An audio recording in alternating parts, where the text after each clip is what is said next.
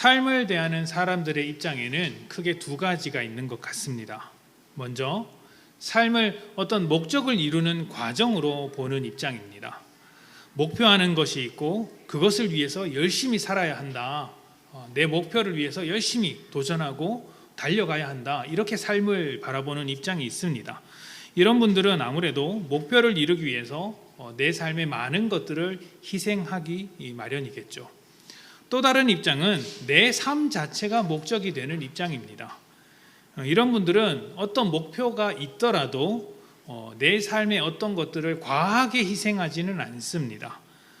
지금 내가 사는 것도 앞으로 이루어가야 할 목표만큼이나 중요하기 때문에, 아니면 그것보다 더 중요하기 때문에 내 목표를 포기할지언정 삶을 포기하지는 않더라는 것이죠. 여러분들은 이 둘 중에서 어떤 삶을 원하십니까? 그러니까 미래의 목적을 위해서 현재를 조금 희생하는 것과 미래를 포기하더라도 현재의 삶에 충실한 것, 이 둘 중에 어떤 것을 더 원하시겠습니까? 어떤 것이 더 좋은 것인지는 아마 그 누구도 똑부러지게 대답하기 어려울 것입니다. 왜냐하면 두 입장 모두 나름대로의 가치를 가지고 있기 때문이죠. 그저 자신의 형편과 상황에 따라서 또 추구하는 가치에 따라서 선택하며 살아가는 것입니다. 때로는 미래의 목적을 선택하기도 하고 때로는 현실, 바로 지금을 선택하기도 하더라는 것입니다. 자, 그렇다면 그것은 이제 일반적인 이야기고, 그리스도인의 입장에서, 믿는 자라는 입장에서 어떻게 결정해야 할까요? 어떤 믿음의 목표를 놓고 내 삶을 모두 희생하고 포기해야 할까요? 아니면 지금 살아가는 것도 하나님께서 주시는 그 삶이니 이것을 소중하게 여기면서 어떤 목표를 이루는 것보다 더 집중하면서 이 삶을 위해 살아야 할까요? 오늘은 이 좀처럼 판단하기 어려운 이 문제를 가지고, 이 선택을 가지고 함께 나누고자 합니다. 이 이야기는 우리 교회가 나아가는 방향과도 밀접한 관련이 있기 때문에 잘 듣고 이해하셨으면 좋겠습니다. 자, 그리스도인의 삶을 표현하는 말 중에 하나님 중심으로 산다는 말이 있습니다. 하나님 중심으로 산다. 자, 이 말은 사람을 창조하신 하나님의 뜻대로 사는 것이 가장 좋다라는 의미일 텐데요. 안타깝게도 많은 사람들이 죄를 지었고 하나님을 멀리 떠나버렸습니다. 하나님의 뜻대로 살지 못하는 인생들이 된 것이죠. 여기서 이제 죄인이 되었다, 죄를 지었다는 것은 하나님과의 관계가 완전히 파괴되었고 단절되었다라는 말이에요. 그 관계의 단절이 내 삶에 어떤 영향을 미치는지는 요즘 세상의 모양을 보면 쉽게 알 수 있습니다. 최근 들어서 20, 30대의 고독사가 사회적인 문제로 떠오르고 있습니다. 이 고독사라는 말 자체가 굉장히 안타까운 말이죠. 예전에는 이 문제가 노인들의 문제, 독거하고 있는 노인들의 문제였다면 지금은 청년들에게서 나타나는 문제라고 합니다. 혼자 살다가 누구의 돌봄과 관심을 받지 못하고 그저 혼자 죽어가는 것이죠. 그리고 나중에 발견되더라. 참 심각한 문제죠. 이 사회적으로 단절된 어떤 모양들, 삶들이 만들어낸, 사회적인 단절이 만들어낸 아주 안타까운 현상이라고 말할 수 있습니다. 관계가 끊어진 사람은 채울 수 없는 외로움을 넘어서서 삶을 살아야 할 의미를 발견하지 못합니다. 그래서 해외 입양아들이 부모를 찾아서 다시 돌아오는 것이고요. 또 결혼과 자녀를 통해서 새로운 삶의 의미를 발견하기도 합니다. 관계가 만들어내는 새로운 의미라고 말할 수 있는 것이죠. 그런데 지금 우리가 살아가는 이 사회는 먹고 사느라 가족과 떨어져서 지내는 경우가 많고 너무 바빠서 친구를 만들지도 못합니다. 오히려 있던 친구와도 멀어지는 것이죠. 새로운 인간관계는 만들지 못하고 기존에 있던 인간관계는 모두 끊어지게 됩니다. 그러다 보니 외로움은 짙어지고 삶의 의미를 잃어버리는 경우도 굉장히 많이 있습니다. 그런데 여러분, 인간관계가 끊어지는 것도 이렇게 심각한 문제를 일으키는데 하나님과의 관계가 끊어진 것은 얼마나 심각한 부작용을 만들어내겠습니까? 사람의 의미도 잃어버리고 생명이 주는 의미도 잃어버립니다. 뿐만 아니라 사랑과 도덕과 희생이 사라져버리는 아주 비인간적인 인생을 살게 되더라는 것이 수많은 사람들의 고백입니다. 하나님과의 관계가 끊어진 사람은 이제 하나님 중심이 아니라 사람 중심으로 살게 됩니다. 남아있는 것이 사람밖에 없으니까 당연한 흐름이라고 할 수 있습니다. 그런데 여러분, 이 하나님 중심으로 사는 것과 사람 중심으로 사는 것 중에 어느 것이 더 낫다고 할 수 있을까요? 하나님 중심으로 사는 것이 좋을까요? 아니면 사람 중심으로 사는 것이 좋을까요? 우리가 지지난주에 우리 교회에 대한 첫 번째 이야기를 할 때 우리 교회는 사람 중심의 교회다라는 이야기를 했었죠. 그런데 지금에 와서 마치 사람 중심으로 사는 것이 좋지 않은 것처럼 이야기를 하고 있으니 조금 헷갈리실 겁니다. 끝까지 들어보시면 무슨 이야기를 하는지 이해가 되실 거예요. 첫 번째 주에 했던 이야기와 지금 하고 있는 이야기가 서로 다른 이야기가 아닙니다. 같은 이야기입니다. 사람 중심의 삶이 좋다고 생각하는 분이 계시다면 현재 세상의 꼴을 보셨으면 좋겠습니다. 뉴스에서 들리는 수많은 사건들과 지표들을 한번 보십시오. 하나님 없이 사람이 중심되어서 만드는 삶의 결과물이 무엇인가? 적자생존이고 약육강식이라고 합니다. 그 이상도 그 이하도 아닙니다. 영국의 톰 홀랜드라는 유명한 작가가 있습니다. 그가 최근에 도미니언이라는 책을 썼는데요. 이 서구 유럽 사회의 정신과 미덕의 근본에는 기독교가 있다라는 것입니다. 이분이 무신론자였고 이제 그 역사학자인데 이렇게 책을 쓰면서 역사를 공부하다 보니 그렇게 되었다라고 인정을 하고 이제 기독교로 이제 다시 돌아온 경우라고 말할 수 있습니다. 그러니까 잔혹함과 폭력으로 점철된 강자의 역사가, 강자의 논리가 흐르는 것이 서구 유럽의 역사였는데 그 속에서 사랑과 희생과 평등이라는 논리가 기독교를 통해서 서양 세계의 근본 정신으로 자리 잡게 되었다라는 것이죠. 그래서 자유민주주의나 남녀평등의 인권, 보편적인 사랑과 같은 것이 서양인들의 보편적인 정신세계가 되었다라고 주장하고 있습니다. 오늘날 전 세계에 서양 문화가 이렇게 영향을 끼치고 있는 그 범위를 생각해 본다면 이 주장은 굉장히 의미 있는 주장이라고 말할 수 있죠. 서양 기독교인의 정신에 영향을 준 것이 아니라 서양인들에게 영향을 주었다라고 이야기하고 있는 거예요. 그러니까 기독교인이든 아니든 모든 사람들이 기독교가 전해주는 가치에 영향을 받았다라고 주장을 하고 있는 것입니다. 굉장히 급진적이고 무신론자나 기독교를 반대하는 사람의 입장에서는 조금 불편한 주장일 수 있는데 굉장히 강력한 증거들을 가지고 주장하고 있습니다. 역사를 가정하는 것은 의미가 없지만 기독교가 없었다면 어떻게 되었을까요? 예수님께서 이 땅에 오셔서 하나님의 말씀과 그 은혜의 진리들을 전해주지 않으셨다면 어떻게 되었을까요? 그 세대를 지배하고 있었던 그리스 로마의 전통이 세상 가운데 계속 흘러다녔겠죠. 그 전통은 우리가 팔복하는 그 중에서도 계속 살펴보았습니다. 강자의 논리, 힘의 논리였죠. 이 강자의 논리와 힘의 논리가 온 세계를 지배했을 것입니다. 실제로 니체가 그런 주장을 합니다. 니체는 약한 것을 혐오했습니다. 그리고 그 영향을 받은 히틀러도 기독교의 용서와 사랑을 혐오했습니다. 그 나치가 유대인들을 학살했죠. 왜 학살했냐면 그 기독교의 정신을 싫어했기 때문입니다. 그런 이야기들이 있습니다. 그리고 결국에는 세계 2차 대전을 일으켰습니다. 이러한 역사적인 사실을 기반으로 생각할 때 사람 중심으로 사는 것이 과연 좋다고 할 수 있을까요? 사람 중심으로 사는 삶은 사람의 생각대로 사람이 원하는 대로 산다라는 의미입니다. 그런 의미라면 하나님 중심의 삶은 하나님의 생각대로 산다라는 것이겠죠. 하나님의 생각대로 하나님께서 원하시는 대로 하나님의 마음을 가지고 산다라고 할 수 있습니다.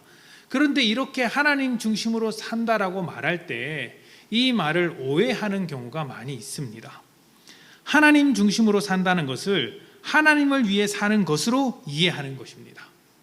이 말 자체는 맞습니다. 맞는 말이에요. 그런데 뭐가 문제냐면 이 말을 너무 가볍게 이해한 것이 문제인 것입니다. 하나님을 위해 산다는 것이 과연 어떤 말일까요?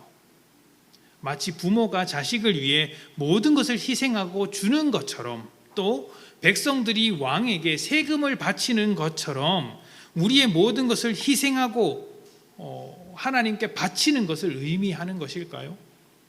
그러면 그렇게 모든 것을 희생하면 우리는 무엇으로 삽니까?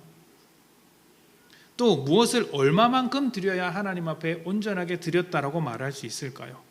이런 것이 참 어려운 문제이지 않겠습니까? 우리가 이 부분을 어렵게 생각하는 이유는 말 자체는 맞기 때문입니다. 맞는 말이에요. 우리는 하나님께 드려진 인생을 살아가야 합니다.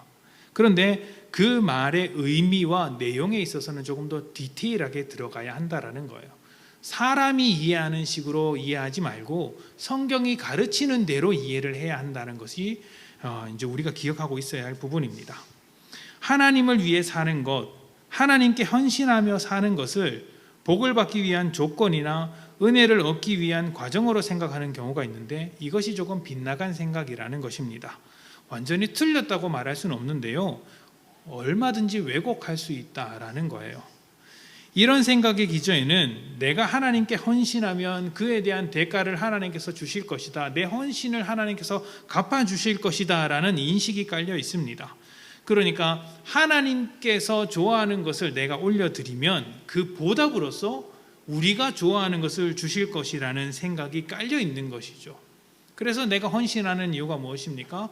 헌신하면 하나님께서 복을 주시겠거니 이런 것을 기대하고 있는 것입니다. 그런데 여기에는 두 가지 큰 오해가 있습니다. 먼저 하나님은 온 세상의 왕이시지만 세상의 왕과는 다르다는 것입니다. 세상의 왕과 하나님은 다르다는 것이죠.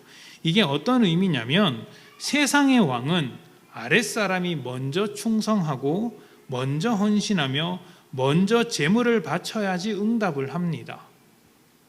철저하게 상하 관계이기 때문에 높고 높은 왕이 신하와 백성을 위해서 먼저 자신을 내어주는 경우가 없더라는 것이죠. 세상의 어느 왕이 백성을 위해서 왕의 자리를 포기하겠습니까? 황제가 백성을 위해서 황제의 자리를 포기하는 역사적인 기록이 있었을까요? 권력 다툼을 하다가 뺏기는 경우는 있습니다. 그런데 백성들을 위해서 먼저 내려오는 경우는 없었습니다. 소설이나 영화를 보면 그런 왕이 등장하긴 합니다. 그런데 현실에는 없습니다. 그런 왕이 있다면 오히려 사람들은 왕으로서의 자격이 없다, 왕이라면 권력력도 있어야 되고 채통도 있고 힘도 있어야 되는데 그런 것이 없으니 저것은 왕이 아니다 라고 이야기하실 것입니다. 그런데 하나님은 그런 왕과는 다른 왕이시죠. 사람의 충성과 헌신을 받기 전부터 먼저 다가오셔서 자신을 내어주신 분이십니다. 왕이심에도 불구하고 그 왕의 자리를 버리시고 인간의 몸을 입고 오셨고 인간 중에서도 가장 낮은 모습으로 오셔서 사람을 위해 십자가에 달려 죽으셨습니다. 이것이 세상의 왕과 다른 하나님의 왕 되심입니다. 하나님은 왕이 되시지만 우리의 아버지이기도 하시기 때문에 먼저 사랑을 베푸시고 은혜를 주시더라는 것이죠. 그래서 우리가 헌신하는 이유는 또 다른 대가를 요구하기 위한 것이 아니라 그렇게 받은 은혜가 너무 좋아서 하나님의 사랑이 너무 감격스러워서 하나님의 사랑과 구원의 은혜 속에서 살아가는 것이 너무나 기쁘기 때문에 내가 이제부터 하나님의 뜻대로 살겠다고 결정하는 것입니다. 그렇게 결정하니까 헌신을 하는 것이죠. 헌신의 대가가 없어도 받은 은혜 때문에 헌신을 하는 거예요. 대가가 없어도 헌신을 하는 것이죠. 두 번째는 하나님께서 그런데 그런 게 있어요. 헌신을 하면 그 헌신을 기쁘게 받으시는 하나님께서 그 헌신한 대가를 주시기도 하십니다. 근데 그건 그냥 보너스예요. 보너스. 그게 본질이 아닌 거예요. 보너스예요. 그 보너스를 목적으로 헌신하면 틀렸다라는 것입니다. 우리가 헌신하는 이유가 뭐죠? 그리스도인이기 때문에, 받은 은혜이기 때문에, 그 구원받은 것이 너무나 감격스럽기 때문에 헌신의 삶을 살아가는 거죠. 제가 목회자로서 부름받았고 헌신하는 삶을 살고 있습니다. 근데 이렇게 목회자로 부름받아서 헌신한다고 해서 하나님께서 어떤 대가를 주셔야 합니까? 안 주셔도 됩니다. 주실 이유가 없죠. 왜요? 구원받은 게 더 큰 은혜죠. 이렇게 복음을 전하는 게 더 큰 은혜죠. 세상은 알지 못하는 이 귀한 가치를 여러분들에게 전할 수 있는 것이 얼마나 큰 은혜입니까? 그러니까 더 다른 대가를 요구할 이유가 없죠. 만약에 주신다면 그것이야말로 하나님께서 베풀어 주신 사랑이죠. 대가에 대한 요구가 아니라는 것입니다. 그러니까 우리가 헌신하는 것도, 여러분이 헌신하거나 섬기는 것도 똑같은 것으로 받아들이셔야 한다는 겁니다. 자, 두 번째는 하나님께서 좋아하시는 것과 우리에게 좋은 것이 다를 것이라는 오해예요. 하나님께서 좋아하시는 것과 우리에게 좋은 것이 다를 것이라는 오해.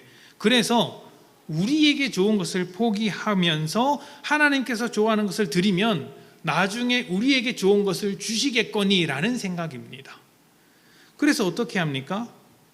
내가 좋아하는 돈을 포기하면 하나님께서 나중에 그 돈을 채워주시겠거니, 내가 좋아하는 어떤 일들, 어떤 놀이들, 어떤 기회들을 포기하면 하나님께서 더 좋은 기회를 주시겠거니, 이렇게 생각을 하는 것이죠.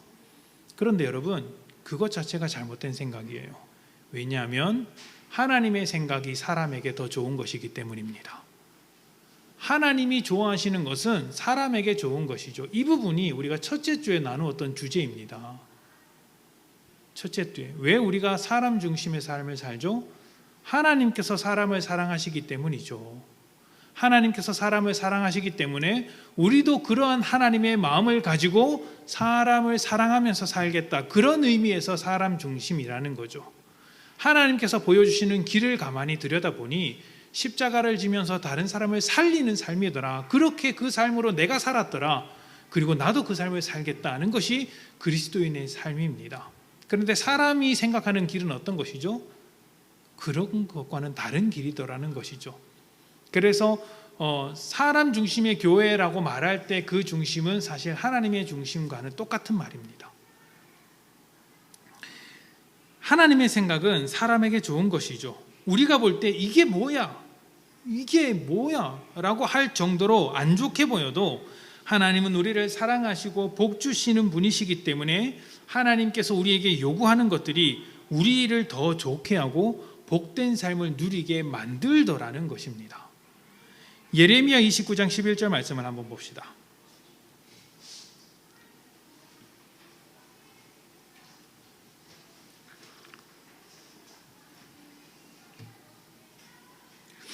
예레미야가 말씀을 전할 때 이스라엘 환경이 어떤 환경이었느냐면 나라가 망해가는 꼴이었고요, 민족 가운데 아무런 희망이 없었습니다. 그런데 예레미야가 선포한 메시지가 뭐였죠? 그러니까 나라가 망하고 있는데 그 나라가 다시 부흥될 것이다, 이렇게 말하지 않았어요. 지금 나라가 망하고 있는데 철저하게 망해야 된다, 완전히 사라져야 한다, 가루가 되어야 한다, 다른 나라에 모두 포로로 잡혀가야 한다, 이렇게 이야기하고 있는 메시지였어요. 그러니까 우리나라 입장에서는 일본이 쳐들어왔는데 어떤 한 사람이 등장해서 우리는 일본의 식민지가 되어야 한다, 이렇게 주장하는 것과 같아요. 이게 무슨 좋은 이야기겠습니까? 그런데 하나님은 그 이야기를 이렇게 설명하시는 거예요. 11절입니다. 여호와의 말씀이니라 너희를 향한 나의 생각을 내가 안하니 평안이요 재앙이 아니니라 너희에게 미래와 희망을 주는 것이니라. 아멘. 하나님의 생각과 계획은 사람에게 평안이고 미래와 희망을 주는 것입니다. 보기에는 절망이죠. 나라가 망하는 것이니까. 그런데 하나님은 미래와 희망을 이야기하고 있는 것이다, 사람에게 좋은 것이다 라는 설명입니다. 지난번 설교에서 사람 중심의 교회가 되겠다고 했을 때 이런 점을 자세히 들여다본 거예요. 하나님께서 사람을 사랑하셔서 사람을 위해 일하셨듯이 하나님을 사랑하는 우리도 하나님께서 사랑하는 사람들을 사랑하는 그런 삶을 살겠다, 그것이 하나님 중심이다, 하나님께서 좋아하시는 것이고 사람에게도 좋은 것이다 라는 것이죠. 아이를 키워보신 분은 잘 아실 겁니다. 아이들은 부모의 말을 지독스럽게 듣지 않습니다. 하지 말라는 일만 골라서 하죠. 알고 일부러 그러는 것처럼 반대로만 하니까 때로는 아이가 하는 행동을 볼 때마다 약오를 때도 많습니다. 어떻게 저렇게 말을 듣지 않을까? 그런데 그게 애죠. 그게 아이의 생각이고 한계입니다. 아이들이 생각하기에는 자기 뜻대로 사는 것이 너무 행복한 거예요. 너무 좋습니다. 부모님의 뜻이라고 해봐야 내가 하고 싶은 것을 자꾸 막는 것 아닙니까? 하지 말라 하지 말라, 그렇게 하면 안 된다, 이렇게 이야기하는 게 부모죠. 또 내가 하기 싫은 것을 자꾸 하라, 청소하라, 정리해라, 공부해라, 이런 이야기만 하는 것이 부모의 말 아닙니까? 그러니까 아이의 입장에서는 이런 것을 좋아할 리가 없죠. 그런데 누구의 말이 더 옳고 훌륭하나라고 생각해 보면 부모님의 말이 훨씬 더 훌륭합니다. 대표적으로 공부를 열심히 하라는 말이 있습니다. 이 말을 좋아하는 아이가 얼마나 될까요? 싫어할 것입니다. 그런데 이 말은 사실 아이를 위해서 해줄 수 있는 최고의 말입니다. 이것보다 더 좋은 말을 어떻게 해줍니까? 공부를 열심히 하면 그 아이의 인생이 바뀌게 되는데, 뛰어다니지 말라고 하면 아이들은 왜 내가 뛰어다닐 수 있는 자유를 억압하느냐고 말할지 모릅니다. 하지만 부모의 입장에서는 그렇게 뛰어다니다가는 아이들이 다칠 것이 뻔히 눈에 보입니다. 그래서 뛰어다니지 말라고 하죠. 뛰어다녀도 되는 환경에서는 그런 말을 하지 않습니다. 얼마든지 뛰어다녀도 된다라고 이야기를 하죠. 그러나 뛰어다녀서는 안 되기 때문에 뛰어다니지 말라고 말을 하는 것이지 않겠습니까? 그러니까 아이가 원하는 대로 살면 결국 아이의 인생이 망가집니다. 그래서 부모가 간섭하고 교육하고 이끌어줍니다. 이게 남의 자식한테는 안 그럽니다. 여러분, 남의 자식한테 가서 공부하라 그럽니까? 뭐라고 이야기합니까? 공부 안 해도 건강하게만 자라면 된다라고 이야기를 하죠. 여러분 자식들에게 그렇게 합니까? 그렇게 말하다가 정말 공부 안 하고 성적 빵점 맞아 하면 속상하죠. 그렇지 않겠습니까? 그러니까 무조건 억지로 공부를 시켜야 된다는 말이 아니라 남의 자식과 내 자식은 다르게 이야기한다라는 거죠. 그러니까 하나님이 그렇다라는 거예요. 우리를 자녀로 삼으신 하나님은 우리를 위해 말씀을 하시는 거예요. 우리를 위해서 간섭하십니다. 우리를 위해서 인도하십니다. 이렇게 인도하시는 하나님의 뜻을 살펴보니 사람에게 너무 좋더라. 그래서 하나님의 뜻을 따라 하나님의 중심으로 사는 것이라고 지금 말을 하고 있는 거예요. 하나님과의 관계가 깨진 사람은 하나님 중심으로 하나님의 뜻대로 살아가는 법을 잃어버린 사람들입니다. 그래서 죄와 사망의 길로 들어서게 되었습니다. 사람을 사랑하시는 하나님께서 그것을 가만히 두고만 보시겠습니까? 구원을 시작하셨고 그 삶을 다시 회복하기 시작하신 거예요. 그리고 그 출발점에 아브라함과 이스라엘 사람들이 등장하기 시작한 것입니다. 이스라엘 사람들이 다른 모든 민족과 다른 것은 딱 한 가지, 하나님께서 그들의 하나님이 되어주신 것, 하나님께서 그들의 중심에 계셔 주신 것입니다. 물론 이스라엘은 실패합니다. 하나님께서 그들의 중심이 되어 주셨지만 그들은 하나님을 밀어냈습니다. 삶의 변두리에 두던가 아니면 말만 하나님 중심이라고 할 뿐 사람이 중심되는 삶을 살아왔던 것이죠. 여러분, 사람이 중심이 되면 어떻게 되는지 아십니까? 사람이 보여주는 길로 걸어가게 되어 있습니다. 사람이 가르쳐주는 길로 걸어갈 수밖에 없습니다. 그런데 그 길이라는 것이 대단한 길이 아닙니다. 그냥 자기 욕심을 이루기 위해 발버둥 치는 것에 불과합니다. 한 15년 전쯤에 제가 대학원 공부할 때 자취방에서 TV를 보다가 뉴스에서 이제 한 기자가 인터뷰하는 장면을 본 적이 있었습니다. 부처님 오신 날에 이제 부처님 오신 날이니까 인터뷰를 하러 가는 거예요. 참 그런 거 보면 좀 그렇다라는 생각이 듭니다. 왜냐하면 성탄절이 되어서 교회 목사님한테 인터뷰하는 경우는 없거든요. 그렇지 않습니까? 저는 한 번도 인터뷰를 해본 적이 없습니다. 안타깝죠? 자, 그렇게 이제 스님한테 인터뷰를 하러 갔어요. 기자가 마이크를 들이대면서 묻습니다. 굉장히 심오한 질문을 묻는 거예요. 인생이란 무엇입니까? 그 스님이 뭐라고 대답했을까요? 인생이란 욕망을 이루는 것이다. 아무나 할 수 있는 이야기인데 스님이 하니까 뭔가 있어 보였습니다. 그 이야기를 이렇게 들어보니까 맞습니다. 그 한마디로 정리할 수 있을 것 같아요. 정확합니다. 사람에겐 그것밖에 없습니다. 그것밖에 없는 거예요. 자기가 원하는 대로 살고자 하는 것 말고 인생 가운데 뭐가 있겠습니까? 사람은 사람마다 각자 다른 욕망을 가지고 있습니다. 그래서 자기 욕망을 이루고자 그렇게 싸우고 빼앗고 다툽니다. 협력하는 것이 좋고 양보하는 것이 아주 훌륭한 것이다 말은 하는데 배신하는 일이 많고 독식하고자 하는 마음들이 가득합니다. 이런 모순된 마음들, 협력하고자 하는 마음, 양보하는 마음과 배신하고자 하는 마음이 항상 그 마음 속에서 부딪힙니다. 늘 충돌합니다. 그렇게 양보하다가 배신당하면 뭐라고 합니까? 참 어리석다. 그걸 빼앗기냐라고 이야기를 합니다. 속는 사람이 어리석다라고 말하는 것이 세상입니다. 모두가 똑같은 욕망을 가지고 있어서 협력하는 일이 정말로 가능하다고 할지라도 여전히 갈등은 사라지지 않습니다. 왜냐하면 그 협력하는 가운데서도 내가 더 많이 가져야 하기 때문이죠. 우리의 현실이 이렇다는 것을 누구나 잘 알고 있습니다. 말은 좋게 합니다. 영화나 드라마나 소설을 보면 다 좋은 이야기들로 가득 차 있습니다. 그런데 인생은 비극이죠. 다 이렇다는 것이 현실이라는 것을 알고 있습니다. 절대로 낭만적이지 않습니다. 골로새서 3장 5절입니다. 그러므로 땅에 있는 지체를 죽이라. 곧 음란과 부정과 사욕과 악한 정욕과 탐심이니 탐심은 우상 숭배니라. 아멘. 사람의 욕망이 그대로 투영된 것이 우상입니다. 하나님을 버린 인간은 언제나 자기 욕망을 따라 우상을 섬기게 되어 있습니다. 누구나 그렇습니다. 우상의 모양이 달라질 뿐 모두 우상을 섬깁니다. 그리고 그 우상은 사람의 손으로 만들어낸 것, 사람의 지혜로 만든 것입니다. 그러니까 결국에는 사람은 사람이 만들어낸 것을 따라갈 수밖에 없다는 것이죠.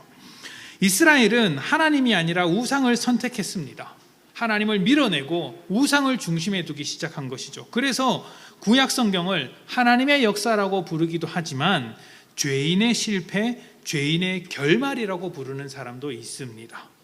욕망을 따라 우상을 섬긴 이스라엘을 통해 하나님과의 관계가 깨진 사람의 현실을, 그 민낯을 낱낱이 보여주고 있는 것입니다. 여러분, 우리는 이러한 이스라엘의 실패 속에서 우리의 삶과 믿음을 점검해야 합니다. 믿는 자도 얼마든지 자기의 욕망에 따라 살아갈 수 있기 때문이죠. 교회의 중심에도 우상이 있을 수 있습니다. 교회의 중심에도. 교회 다니는 사람이라고 할지라도 내 중심에, 그 사람의 중심에 하나님이 없으면 그렇게 되는 겁니다. 우리의 중심에 있을 만한 것이 무엇이 있을까요? 우상이 될 만한 것이 어떤 것이 있을까요? 우리에게 행복과 기쁨을 줄 수 있다고 유혹하는 세상의 모든 것들입니다. 그 모든 것이 유혹거리가 되고 우상이 될 수 있는 것이죠. 그것이 어떤 사람에게는 돈이겠고요. 또 어떤 사람에게는 성공일 수가 있습니다. 또 어떤 사람은 사람들 사이에서 인기를 얻는 것, 인정을 받는 것이 우상이 될 수도 있습니다. 그런 것을 중심에 둔다면 하나님의 생각과 반대로 사는 그리스도인이 되는 것이고 세상과 전혀 구별되지 않는 교회가 되는 것입니다. 프랑스 보르도 출신의 유명한 신학자이자 철학자인 자크 엘윌이라는 사람이 있습니다. 자크 엘윌. 이 사람이 뒤틀려진 기독교라는 책을 썼는데 현재 기독교의 문제점을 아주 낱낱이 고발한 책이에요. 그런데 그 사람이 그 문제의 핵심이 무엇이 있냐고 지적을 했느냐면 기독교가 받은 계시와 기독교가 보여주는 실천 사이에서 발생한 모순에서 문제가 있다. 모순에서 출발했다. 문제가 출발했다고 보는 것입니다. 그리고 이런 모순을 잠깐의 실수나 연약함, 일탈로 보지 않고 처음부터 그랬다는 거예요. 처음부터 기독교나 교회가 이런 모순을 안고 가지고 살고 있다라고 주장을 하고 있었습니다. 그러니까 우리가 실천하는 그 삶이 원래 받은 말씀, 계시로부터 너무나도 멀어져 있었다. 이렇게 강조하고 있는 겁니다. 이 자크 엘윌은 참된 그리스도인의 삶은 이 세상 가운데 역설을 자꾸 가져온다라고 이야기를 하고 있습니다. 그러니까 이 세상이 돈을 주장하면 그 돈을 뒤집어 엎는 거예요. 이 세상 가운데 정치 권력으로 이제 자기를 주장하는 사람이 있으면 그 정치 권력을 뒤집어 엎어버린다라는 거예요.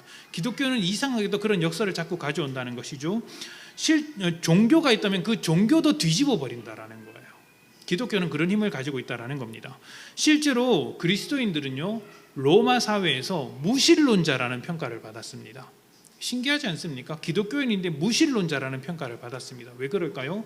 그 당시에는 수많은 신들이 있었거든요. 그런데 기독교는 그 모든 수많은 신을 엎어버리고 유일하신 하나님을 고백했다라는 것입니다. 그러니까 무신론자라고 평가를 받았다는 것이죠. 뿐만 아니라 수많은 세상의 문화를 뒤집어 엎었습니다. 어떤 문화를 뒤집어 엎습니까? 노예제도라는 문화를 뒤집어 엎어버리는 것이죠. 그렇게 하나님의 말씀, 하나님의 계시는 세상의 모순을 지적하면서 역설적인 자세로 세상의 변화를 계속해서 이끌어내더라. 그것이 기독교의 힘이더라 라고 주장했던 것입니다. 그런데 지금은 그렇게 뒤집어 엎었던 돈을 쫓아가고 있고, 그렇게 뒤집어 엎었던 정치 권력을 쫓아가고 있으며, 또 수많은 종교와 다를 바 없는 모습으로 살고 있더라. 세상의 문화에 귀속되어서 세상과 다를 바 없는, 세상과 똑같은 교회의 모습을 가지고 있더라. 이것이 교회의 문제다. 그리고 이것은 잠깐 드러나는 문제가 아니라 처음부터 가지고 있었던 문제다라고 이야기를 하는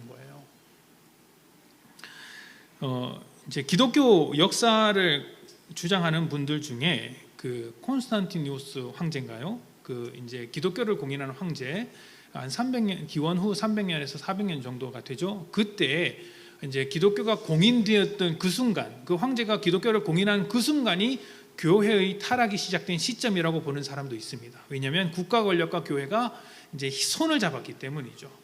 교회는 그렇게 사는 집단들이 아닌데 그렇게 함으로 말미암아서 이상한 집단이 되고 말았다는 것입니다. 저는 이런 시각이 굉장히 급진적이고 기독교의 모든 역사를 부정하는 것 같아서 좀 불편합니다. 그리고 실제로 자크 엘릴, 책을 쓴 자크 엘릴도 그렇게 말하고자 하는 것은 아니다라고 이야기를 하고 있어요. 그런데 저는 그가 지적하는 말을 굉장히 아프게 들어야 한다고 생각을 합니다. 왜냐하면 맞는 말이기 때문이에요. 맞는 말이기 때문입니다. 저는 맞는 주장이라고 생각을 해요. 교회의 실천과 교회가 가지고 있는 메시지는 다른 경우가 너무나 많습니다. 그리스도인이 가지고 있는 말씀과 그리스도인의 삶이 다른 경우가 얼마나 많습니까? 근데 사람들의 생각 자체가 그렇게 굳어져 있으니까 그런 삶이 나올 수밖에 없는 거예요. 너무나 많은 오해를 하고 있더라는 것입니다. 이렇게 하나님의 계시, 하나님의 말씀, 하나님이 중심되어서 세상을 변화시켜야 할 교회가 여러 가지 이유로 세상을 중심 삼고 살아가게 된다면 그것은 우상을 숭배하는 교회가 되는 지름길입니다. 로마서 6장 16절 말씀에 이렇게 기록되어 있습니다. 너희 자신을 종으로 내주어 누구에게 순종하든지 그 순종함을 받는 자의 종이 되는 줄을 너희가 알지 못하느냐? 혹은 죄의 종으로 사망에 이르고 혹은 순종의 종으로 의에 이르느니라. 아멘. 사람의 중심이 죄 가운데 있으면, 그러니까 사람이 중심이 되어 죄를 따르면 사망이라는 죄를 맺게 됩니다. 욕심을 따라 우상을 숭배하는 삶은 결국 죽음으로 가게 되어 있는 것이죠. 사람답지 못한 삶을 살게 되더라는 것입니다. 하나님께서 우리의 중심이 되어 주실 때, 그리고 우리가 그 중심을 따라 살아갈 때, 순종할 때 우리 삶에 의로운 열매가 맺히게 되는 것이죠. 참 감사하고 놀라운 것은 우리가 여전히 죄인일 때에, 우리가 하나님을 중심에 둘 수 없는 그런 인생일 때에 하나님께서 먼저 우리에게 찾아와 주셨다라는 것입니다. 그렇게 찾아오셔서 우리 삶의 중심이 되어 주셨습니다. 로마서 6장 17절부터 18절 말씀을 함께 보도록 합시다. 로마서 6장 17절부터 18절 우리 같이 읽어볼까요? 17절부터. 자, 시작. 하나님께 감사하리로다. 너희가 본래 죄의 종이더니 너희에게 전하여 준 바 교훈의 본을 마음으로 순종하여 죄로부터 해방되어 의에게 종이 되었느니라. 아멘. 의라는 말이 관계적이라는 말을 제가 수차례 강조했습니다. 그만큼 중요한 말이기 때문입니다. 다시 한번 말씀드리겠습니다. 의라는 것은 디카이오시네라는 헬라어인데요. 이 말은 관계적인 말이에요. 관계적인 말. 그러니까 하나님과 사람과의 관계 속에서 자기의 역할을 잘하는 그 모양을 가지고 의롭다라고 평가하는 것이죠. 하나님은 의로운 분이시죠. 왜 하나님은 의로우실까요? 하나님과 사람과의 관계에서 하나님은 자기의 역할을 단 한 번도 포기하지 않으셨기 때문입니다. 여전히 사람들이 죄인이더라도 여전히 하나님께서는 그 햇빛을 비춰주시고 비를 내려주시고 사람들이 살 수 있도록 여건을 마련해 주시며 또 사람을 포기하지 않으시고 구원해 주시는 그 아름다우신 사랑의 하나님으로서의 역할을 계속해서 하고 계시기 때문에 하나님은 의롭다고 하는 것이죠. 사람은 의로울까요? 의롭지 못하죠. 하나님과의 관계 속에서 그 모든 역할을 내팽개쳐버리고 자기 멋대로 살기로 결정했기 때문에, 그렇게 삶을 살고 있기 때문에 의롭지 못한 것입니다. 그런데 하나님께서 우리를 의의 종으로 만드셨습니다. 의로운 사람으로 만드셨습니다. 이 말은 하나님과 우리 사이에 파괴되었던 이 관계를 회복시키셨다라는 말이에요. 이제 우리는 그 회복된 관계 속에서 하나님의 뜻을 쫓아 의로운 삶을 살 수 있게 된 것이죠.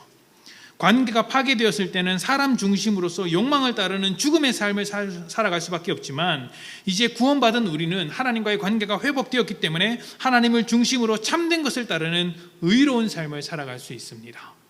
하나님의 백성으로서, 하나님 나라의 백성으로서 마땅히 의로운 삶을 살아내야 하는 것입니다.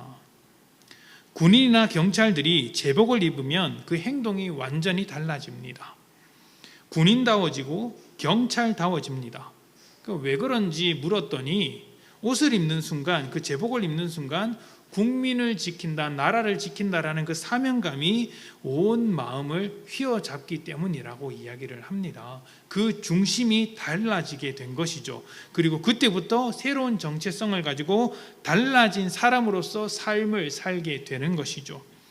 구원받아서 하나님의 백성이 된 사람들은 예수 그리스도의 의로움으로 옷을 입는다라고 표현을 합니다. 주님의 은혜로 옷을 입는 것이죠. 그렇게 옷을 입게 되니 삶이 달라집니다. 모든 삶을 하나님과의 관계 안에서 하나님 중심으로 살게 되는 것이죠. 그리고 그 삶은 또 다른 관계 안에서 새로운 모습으로 나타나게 되는 것입니다. 우리 교회는 이렇게 새롭게 된 삶을 4가지 관계로서 구분해서 생각해 보았습니다. 이제 제가 몇 차례 걸쳐서 말씀을 드렸는데요. 이 4가지 영역이 무엇이냐? 가정과 교회와 일터와 세상입니다. 사람의 삶은 여기서 벗어나지 않습니다. 누구나 가정 안에서 살고, 또 믿는 자는 교회 안에서 살며 직장이나 일터를 가지고 있습니다. 저는 일하지 않는데요. 그러나 일하는 곳이 있지 않습니까? 집에서 집안일을 하든 무슨 일을 하든 일을 하지 않습니까? 그 영역을 말하는 것이에요. 그리고 나머지 모든 관계, 이웃과 친구들과의 관계, 세상과의 관계, 또 온 세상 피조물과의 관계를 이야기하는 것입니다. 그리스도인은 이 모든 관계 속에서 하나님 중심의 삶을 살아가야 한다라고 말씀을 드리는 것입니다. 이전에 몇 번 말씀을 드렸지만 복습하는 차원에서 짧게 이야기를 좀 드려보겠습니다. 4가지 관계 중에서 첫 번째가 가정입니다. 가정은 가장 기본적인 관계이면서도 하나님의 사랑을 가장 잘 느낄 수 있는 관계입니다. 성경에서도 하나님을 아버지라고 말하지 않습니까? 그러니까 가정 안에서 내 생각이 중심이 되면 마음에 드는 것이 하나도 없습니다. 하나도 없습니다. 남편도 마음에 안 들고, 아내도 마음에 안 들고, 부모 자식 간에 마음에 드는 것이 무엇이 있겠습니까?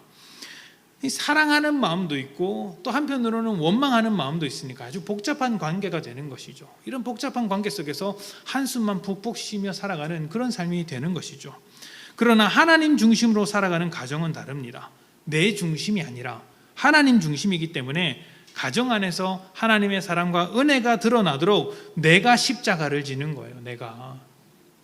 부부에 대한 성경의 유명한 말 중에 이제 남편은 아내를 사랑하고 아내는 남편에게 복종하라는 말이 있지 않습니까? 이 말은 어려운 말이 아닙니다. 부부가 서로를 위해서 살아라, 이런 말이죠. 서로를 위해서 살아라. 좀 서로를 위해서 살았으면 좋겠다. 가정이 하나님 중심이 될 때 서로를 위해서 살게 되는 것입니다. 나를 위해서 내 가족이 살아야 하는 것이 아니라 내가 가족을 위해서 살게 되는 것이죠. 남편이 아내를 위해서, 아내가 남편을 위해서 이렇게 산다는 것입니다. 그 다음으로는 교회입니다. 교회는 영적인 가족 공동체입니다. 예수님께서 머리 되신 공동체라고 하죠. 우리는 예수님의 몸이고, 여러분 한 사람 한 사람은 예수님의 팔과 다리, 손가락, 지체라고 말할 수 있습니다. 그래서 우리는 때려야 뗄 수 없는 관계 속에서 살아가는 거예요. 팔이 조금 불편하다고, 손가락이 조금 아프다고 그것을 잘라내는 사람이 있습니까? 없습니다. 잘라내지 않죠. 절대로 잘라내지 않습니다. 교회가 하나님 중심으로 산다면 머리 대신 예수님의 뜻을 따라 약한 지체를 살리기 위해, 약한 존재를 살리기 위해 더 섬기는 것이죠. 그를 살려내는 것이 교회 공동체의 책임입니다. 예수님께서 우리를 살리기 위해 십자가를 지셨던 것처럼 우리 모두가 섬김이라는 것을 마땅하게 행하면서 사는 거예요. 섬김이라는 것을 마땅하게 받으면서 사는 것이 아니라 마땅하게 행하면서 사는 거예요. 그게 교회 공동체입니다. 그러니까 섬겼다라는 이유로 뭔가 대접을 받으려고 하는 것은 어울리지 않는 겁니다. 그리고 또 다른 영역은 직장입니다. 일터라고 할 수 있는데요. 이 일터는 믿는 자들이 세상과 가장 많이 부딪히는 자리입니다. 그 말인즉 그리스도인으로서 세상과 구별된 모습이 가장 확실하게 드러나는 자리라고도 말할 수 있습니다. 우리가 하나님 중심으로 살면 분명히 세상과 다른 모습으로 일하게 됩니다. 세상은 하나님 중심으로 살지 못하기 때문에 우리의 삶을 흉내조차 낼 수 없기 때문이죠. 어떻게 다를까요? 하나님 중심으로 사는 사람은 돈을 최우선의 가치로 삼지 않습니다. 그래서 돈을 벌되 정직하게 벌고 혼자만 많이 벌지도 않습니다. 그것을 자랑하지도 않습니다. 협력하고 양보하며 섬기면서 일을 하는 것이죠. 내가 열심히 일을 하는 것으로서 하나님의 선하심이 드러나도록 일을 하는 겁니다. 그러면 내 일을 통해 사람들이 하나님의 선하심과 일하심을 직접적으로든 간접적으로든 경험하게 되는 것이죠. 마지막으로는 나머지 모든 세상입니다. 앞에서 말씀드린 세 가지 그 범위 밖에 있는 사람들과 모든 피조 세계를 아우르는 관계라고 말할 수 있겠습니다.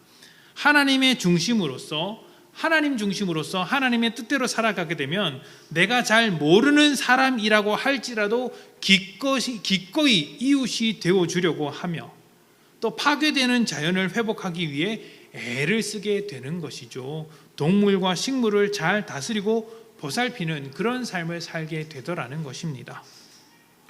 여러분, 하나님 중심으로 살아가는 사람은 이 모든 관계, 이 네 가지 관계를 균형 있게 살아갑니다. 균형 있게. 하나님 중심이라고 해서 교회에만 매달려서 교회 일만 많이 하는 것은 절대로 건강한 것이 아닙니다. 잘하는 것 아닙니다. 하나님은 교회에만 계신 분이 아니기 때문이죠. 우리 삶 속에 항상 함께 거하시는 분이십니다. 가정에도 계시고 일터에도 계시고 우리가 사는 모든 곳에서 함께하고 계십니다. 우리가 네 가지 관계 속에서 하나만 집착하게 된다면 하나님께서 주신 나머지 모든 관계들을 포기하는 것과 다르지 않습니다. 하나님은 절대로 그런 것을 원하지 않습니다. 하나님 중심이라고 해서 교회에 매달려 살라는 것이 아니라 언제 어떤 삶을 살든지 간에 하나님 중심으로 살라는 것이죠. 교회에 열심히 하니라 일터와 가정을 소홀히 해서는 안 되고 가정에 매달리느라 교회와 일터에서 멀어지는 것도 곤란합니다. 일하느라 가정과 교회를 외면하는 것도 옳지 못하죠. 이 모든 관계, 모든 영역이 균형이 있어야 한다는 것입니다. 균형. 맨 처음 질문을 기억하십니까? 삶을 대하는 입장에는 목적을 위해 희생하는 것과 또 이제 삶을 위해 목적을 희생하는 그런 입장이 있다고 말씀을 드렸습니다. 이것을 믿는 자들의 입장에서 이야기를 하자면 하나님 중심으로 살기 위해 내 삶을 희생하던가 아니면 내 삶을 위해 하나님 중심으로 사는 것을 희생하던가 이런 것이라고 생각해 볼 수 있다고 말씀을 드렸죠. 어느 것이 더 나았습니까? 어떤 것을 해야 합니까? 이 질문 자체가 사실은 틀린 거예요. 우리에게 있어서 이 질문 자체는 틀린 거예요. 우리는 둘 다 포기하지 않습니다. 둘 다 포기하지 않는 인생인 거예요. 둘 다 붙잡습니다. 왜냐하면 하나님 중심으로 사는 것이 내 삶을 위하는 것이기 때문입니다. 내 삶을 포기해서 하나님 중심으로 사느냐, 하나님 중심을 포기하고 내 삶을 위해서 살아가느냐, 이게 아니라 하나님 중심으로 사는 것이 내 삶을 위한 것임을 인정하기 때문에 우리는 둘 다 잡을 수 있는 거예요. 하나님 중심으로 사는 것이 사람에게 가장 복된 것입니다. 사람 중심의 세상에서 하나님 중심으로 균형을 잡기가 쉽지 않을 수 있습니다. 쉽지 않을 수 있습니다. 그러나 사람 중심으로 그저 욕망이 이끄는 대로 사는 것이 편하다는 생각이 들지도 모르지만 하나님 중심으로 사는 것이 진정 우리를 복되게 한다는 것을 잊지 않으셨으면 좋겠습니다.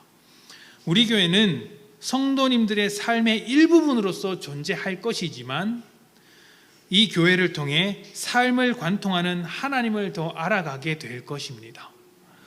교회를 통해 발견하는 하나님을 여러분 삶의 중심에 놓고 살아가십시오. 그렇게 사셔야 합니다.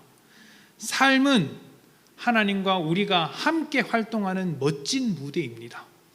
이 무대를 어떻게 꾸미느냐는 누가 감독하느냐에 따라 달라지게 되겠죠. 하나님께서 감독하는 것이 좋겠습니까? 여러분이 감독하는 것이 좋겠습니까? 하나님께서 중심이 되는 삶이 여러분에게 훨씬 더 복되겠습니까? 여러분이 중심이 되어 사는 것이 여러분을 더욱더 복되게 하겠습니까? 가정과 교회와 일터와 세상이라는 영역에서 하나님과 함께하며 하나님을 중심에 두는 삶을 살아가십시오. 또 그렇게 살아갈 수 있도록 날마다 그 중심의 자리를 비워내는 여러분들이 되시기를 축복합니다. 함께 기도합시다.